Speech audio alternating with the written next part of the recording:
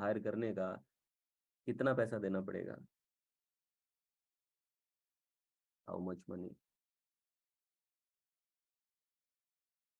1 करोड़ के नीचे तो बात भी नहीं की जाएगी।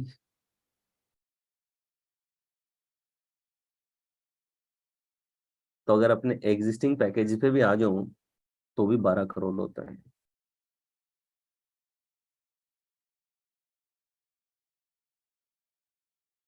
तो मैं क्या चार्ज कर रहा हूँ? 3 लाख रुपए महीना। एक ऑल्टो गाड़ी की प्राइस, ऑल्टो भी नहीं आती पूरी आजकल 3 लाख रुपए में।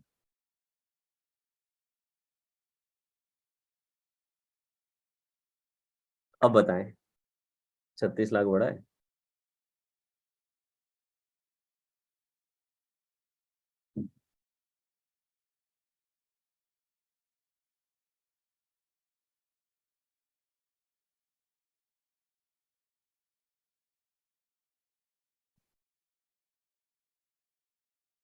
Because now you know the perceived value. इस तराजू की दूसरी साइड में क्या है, अब आपको वो पता चल गया है।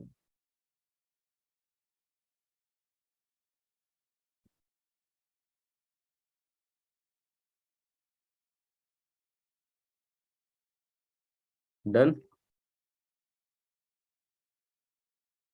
Always calculate the cost of not hiring you.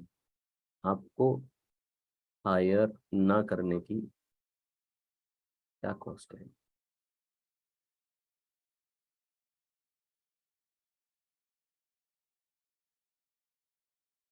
ये हमेशा आपको पता होना चाहिए। डन। अब ब्रेकआउट रूम में आप लोगों को भेज रहा हूँ, ब्रेनस्टॉर्म करें। And what is the cost of not hiring you? अरे एक्सप्लेन नहीं करना है, बस बताना है, वो थोड़ी प्रशांत जी, ये तो हमारे बीच की बात है। ठीक है, वहां पे तो आपको कम्युनिकेट करना है, this is the leakage points you are doing. ठीक है, this is the cost of not hiring. उन्हें सब चाहिए, आइए बैठिए, मैं आपको समझाता हूँ what is the cost of not hiring. Right. ऐसे नहीं करना है। तो चलिए आप ब्रेकआउट रूम में जाएं, ब्रेकआउट रूम में ब्रेनस्टॉर्म करें एंड अपने प्रोडक्ट के लिए cost of not hiring you develop करें कि क्या है। मैं कुछ लोगों के एग्जांपल सुनूंगा इसके बाद में कि what is the cost of not hiring you, आपको हायर ना करने की कॉस्ट क्या है। और अब ये सब जानने के बाद में मुझे बताएं कि why you deserve to charge. आप जो भी प्राइस कर रहे हैं, आप क्यों डिजर्व करते हैं कि आपको पैसा मिलना चाहिए।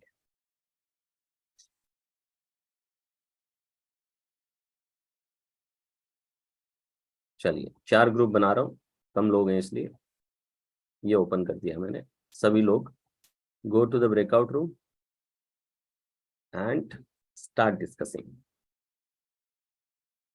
सभी लोग जाएं और पार्टिसिपेट करें प्लीज।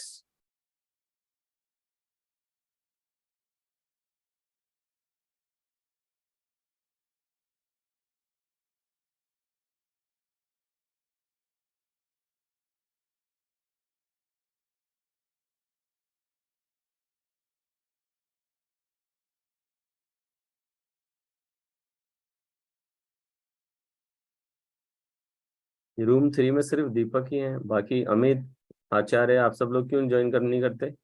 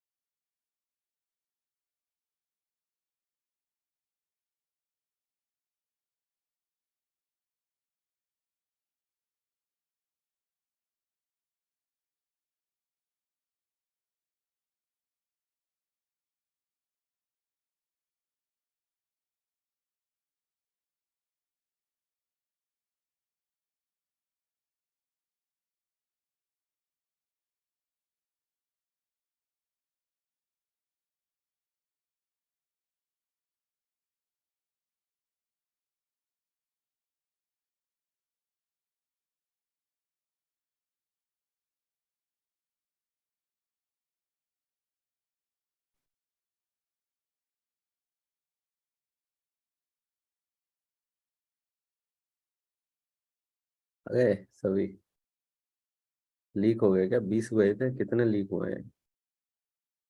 काफी लीक हो गए।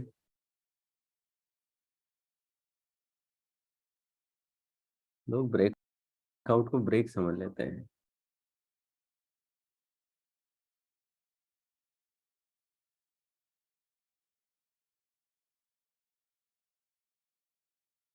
चलिए जी, कैसा रहा आपका एक्सपीरियंस और कैसा रहा डिस्कशन?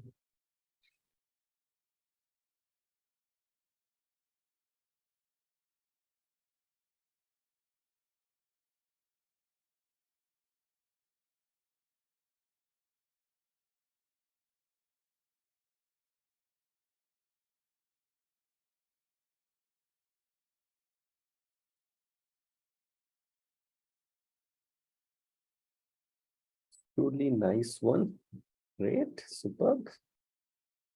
3 लोगों का तो रहा।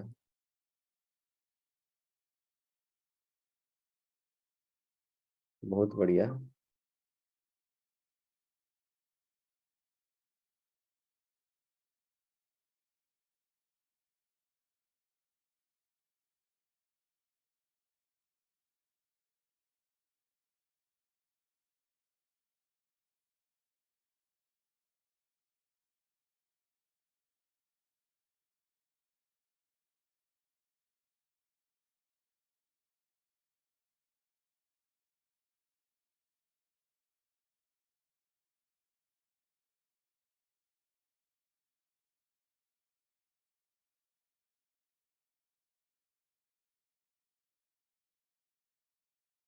चलिए, कौन बताएगा what is the cost of not hiring you? आपके निश, आपके प्रोडक्ट के अकॉर्डिंग बताएं मुझे। क्यों आप डिजर्व करते हैं पैसा चार्ज करना, मुझे बताएं।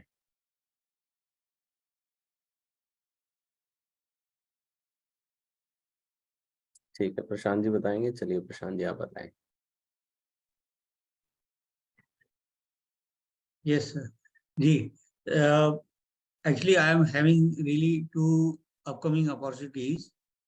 I am trying to pitch for consultancy contracts for innovation management. One is an engineering company that has designed a new product. They got it patented, but they got no idea how to market it and how to make a strategy for developing a market for it. The second opportunity is an educational institution. They got a budget to set up an incubation center, and they got no idea what an incubation center is and how to develop it. Mm-hmm. So, what I can convince them is that if they don't hire, then they might make some serious strategic mistakes and spend a lot of time and effort in the first one in marketing the product, and they may not be successful in the market. And the second one, because they got no clue about incubation center, so they might again spend their budget very ineffectively and get no results. Mm-hmm. So the both of them will, for them, the cost will be the failure in achieving their objectives. Okay. So, does it make you feel that you deserve to charge? जो भी आप उन्हें coat करने वाले हैं? Yes. Good. Yes. Only thing is translating this thing into actual financial figures is rather difficult. Not a problem. See, ultimately you should be able to convince yourself. ठीक है? Right. But कुछ specific और बनाने का प्रयास करें कि क्या लूज कर सकते हैं और क्या क्या लूज कर सकते हैं। Cost of not hiring you, आपको नहीं हायर किया तो what they can lose. Maybe you study some other companies, other case studies which at this stage, इस स्टेज पे उन्होंने हायरिंग एक राइट मेंटरशिप नहीं ली तो उसे उन्होंने क्या क्या लूज किया है। you can have those case studies to understand your value, right?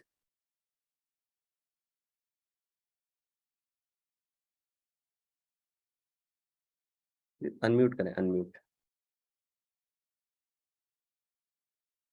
Sorry, but during जो actual discussion होंगे उसमें will it be okay to sort of bring this topic and say that particular business के case में आप ये point रख सकते हैं एज अ पॉइंट कि many times people lose lots of money, they lose lots of time, energy, because they don't hire right mentorships, and because of that I see so many case studies there, because they had a good product, but because of the lack of mentorship they lost on this and their competitor get the advantage.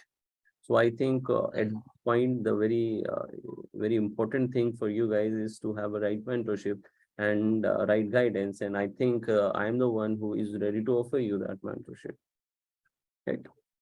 right? So you can add point indirectly, you can discuss that. Indirectly. Yeah. Right. जे I was not जे कोई भी आपको individually add नहीं करता, zoom अपने आप select करता है, तो मे भी तुम्हारी सेटिंग में कुछ प्रॉब्लम होगा जिस वजह से वो आप नहीं जाते होंगे, ठीक है? कोई इंडिविजुअली नहीं भेजता, वो जूम अपने आप लेता है और अपने आप ही भेजता है, ठीक है?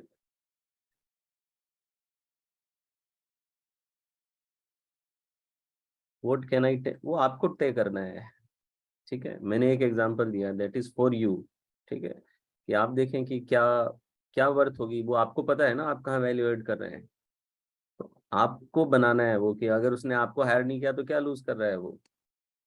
मेरे बताने से वैल्यू नहीं बनेगी, आपके प्रोडक्ट के लिए आप सोचें कि क्या क्या उसको नुकसान होगा, you have to think about it, okay? And this is for you, it not necessary कि आपको हमेशा जाके क्लाइंट को ये बताना है, आपको आपके लिए है ये। यस विभूति बताइए। तो जय इनको नोटिस करो जो लोग एग्जांपल दे रहे हैं अपना, and then make your own. So this is my latest experience. Actually मैं अपना experience ही share कर रही हूँ आपके साथ.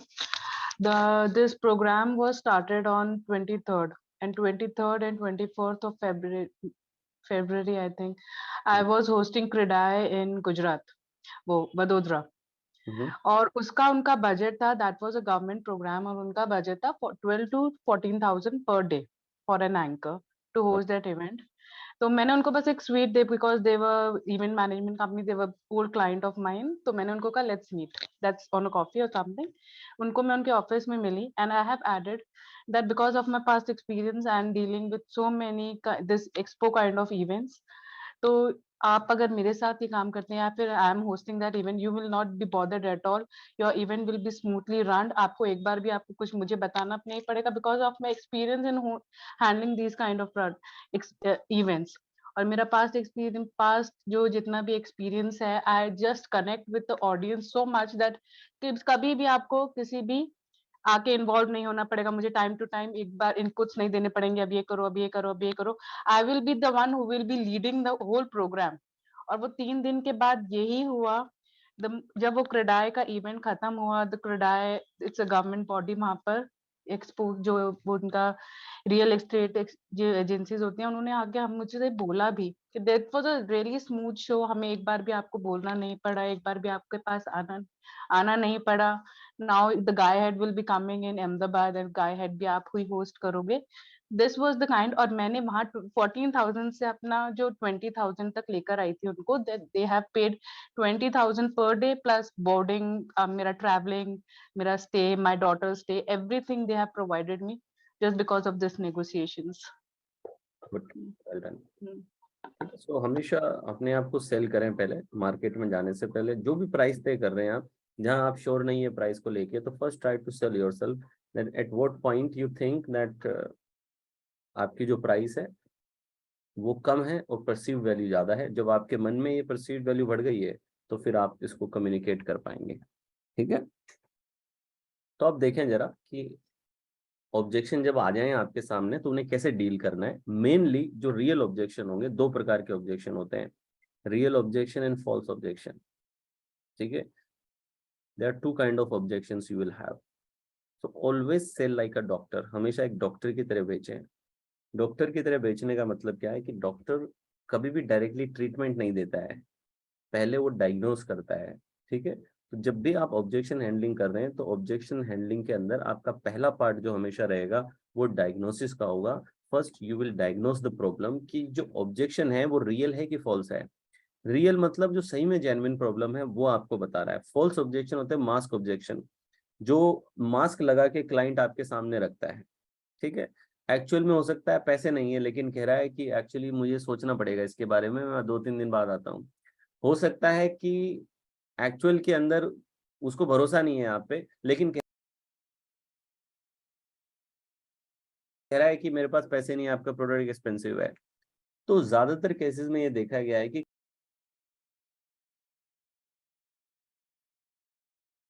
क्लाइंट रियल ऑब्जेक्शंस कम देते हैं, वो एक मास्क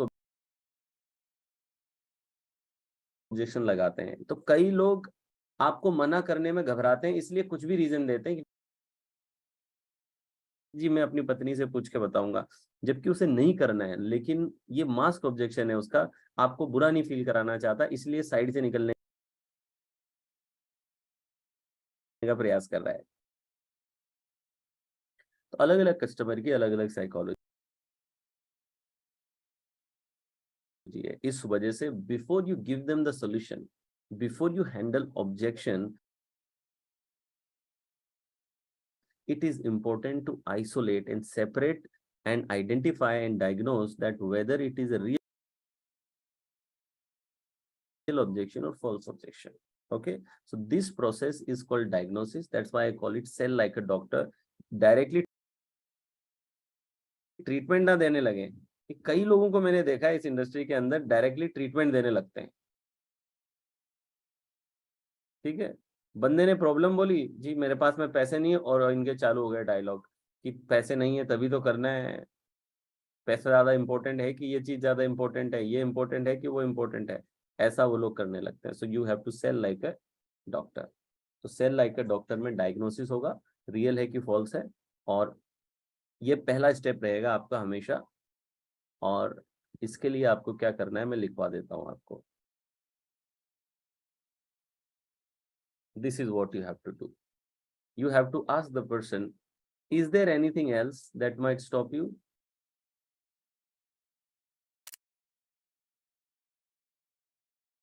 हिंस की जगह फाइंड लिख दें यहाँ पे, ठीक है। Find if it is real, listen with patience and find if it is real.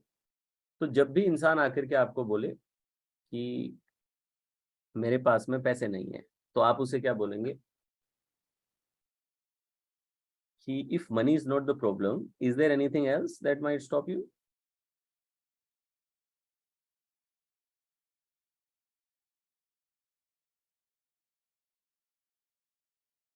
मेरे पास में टाइम नहीं है, okay, if time is not the problem, is there anything else that might stop you.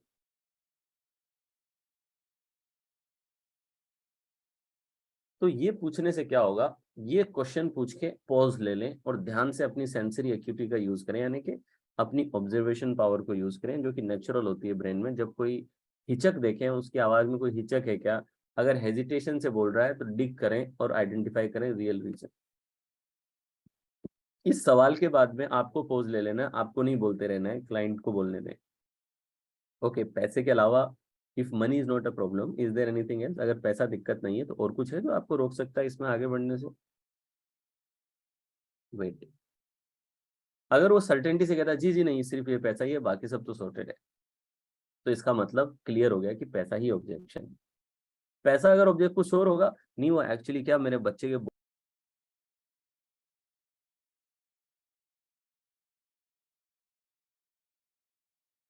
Board के exam भी आ रहे हैं, तो आई एम वेरी कंसर्न कि उसके बोर्ड के एग्जाम के दौरान मैं टाइम कैसे मैनेज करूंगी, वो भी एक मुझे लगता है। Okay,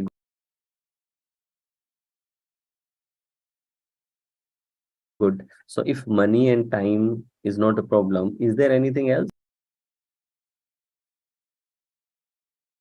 that might stop you. बोले no no, I think these two concerns are there,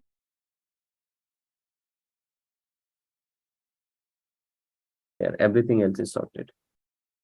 यानी कि फर्स्ट स्टेप क्लियर है, just by asking right frame, right question, you isolated real and false objections. Done.